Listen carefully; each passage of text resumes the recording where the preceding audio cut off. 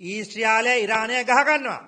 ඉන්දියාව සහ වෙනත් රටවල් වලින් තමන්ගේ ගුවන් යානා යවලා ඒ රටේ මිනිස්සු ඒ රටවලට ගෙන්න ගන්නවා. ඇයි අපේ රටේ මේ ගුවන් යානයක් යවලා අපේ රටේ කට්ටිය ලංකාවට ගේන්න බැරි මේ කට්ටිය මැරුණට පස්සේද අනේ හදාවල පෙන්නේ රජයේ මේ කට්ටිය ගේන්න.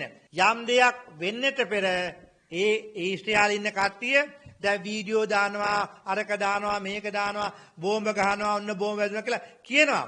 නමුත් ඒ අයට වැදුනට පස්සේ ඒගොල්ලන් දුවන්න පාරක් නැහැ. ඒ නිසා යම් විදියකට වීසා එක කැන්සල් කරන්නේ නැහැ කියලා අපි දැක්කා මාධ්‍ය වලින්.